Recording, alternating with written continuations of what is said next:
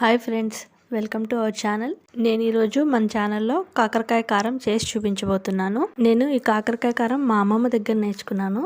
మా అమ్మమ్మ చాలా బాగా చేస్తారు వంటలు. మా అమ్మమ్మ చనిపోయే ముందు తను లాస్ట్ చేసిన వంట కూడా ఈ కాకరకాయ కారమేనండి. దీనికి మనం ముందుగా కారం ప్రిపేర్ చేసుకుందాము. ఒక మిక్సీ జార్ తీసుకొని ఎండు కొబ్బరి, 5-6 రెబ్బలు చున్నులపాయలు, 5-6 ఎండుమిర్చి, మీరు కారంకి తగ్గట్టు ఎండుమిర్చి వేసుకోవచ్చు.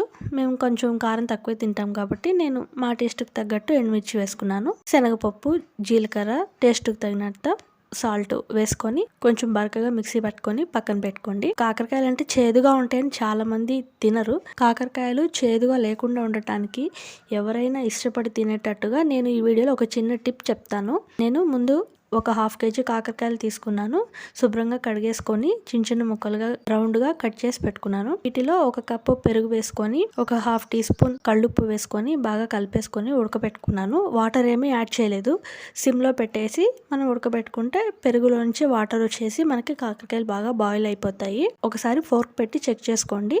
కాకరకాయలు ఉడికిన తర్వాత మనం స్టవ్ ఆఫ్ చేసేసుకొని దాంట్లో ఉన్న వాటర్ని వంచేసుకొని ఆ కాకరకాయ ముక్కలకి అంటుకున్న పెరుగునంతా శుభ్రంగా తీసేసుకొని పక్కన పెట్టుకోండి. మీరు ఈ విధంగా కనుక ఉడకబెట్టుకొని తర్వాత కాకరకాయ కారం చేసుకుంటే కాకరకాయ ముక్కలు అస్సలు చేదు ఉండవండి. ఈ టిప్ కూడా నాకు మా అమ్మమ్మే చెప్పింది. తర్వాత మనం స్టవ్ ఆన్ చేసుకొని ఒక బాండి పెట్టుకొని డీప్ ఫ్రైకి సరిపడా ఆయిల్ వేసుకొని, ఆయిల్ హీట్ ఎక్కిన తర్వాత ముందుగా పెట్టుకున్న కాకరకాయ ముక్కలు వేసుకొని బాగా గోల్డెన్ బ్రౌన్ కలర్ లోకి వచ్చేంత వరకు నేను వీడియోలో చూపించే విధంగా ముక్కల్ని కొంచెం ప్రెస్ చేసుకుంటూ ఫ్రై చేసుకోవాలండి. కాకరకాయ ముక్కలు బాగా ఫ్రై అయిన తర్వాత కట్ చేసి పెట్టుకున్న ఉల్లిపాయ ముక్కలు వేసుకొని, ఉల్లిపాయలు కూడా ఫ్రై అయిన తర్వాత ఆయిల్ మొత్తం తీసేసుకోండి.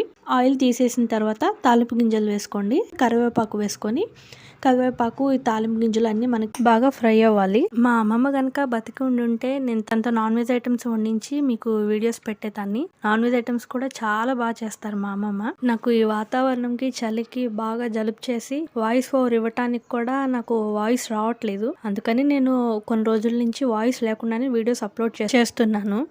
ఇప్పుడు కొంచెం పర్లేదు, తగ్గింది. అందుకని ఈ రోజు నుంచి మళ్ళీ వాయిస్ తోటి వీడియోస్ అప్లోడ్ చేస్తాను. మనం దీంట్లో ముందుగా ప్రిపేర్ చేసి పెట్టుకున్న కారంను వేసుకోవాలి. ఈ మిక్సీ పట్టుకున్న కారం కూడా మేము కొంచెం ఎక్కువే వేసుకుంటాము. అందుకని నేను కొంచెం ఎక్కువే వేసుకున్నాను. మీకు కావాల్సిన విధంగా వేసుకోండి. తర్వాత మనం స్టవ్ ఆఫ్ చేసేసి ఒక సర్వింగ్ బౌల్లోకి తీసేసుకుంటే వేడివేడి కాకరకాయ కారం మనకి రెడీ అయిపోతుందండి. చాలా టేస్టీగా ఉంటుంది. ఇది మనకి వారం రోజుల పాటు నిల్వ ఉంటుందండి.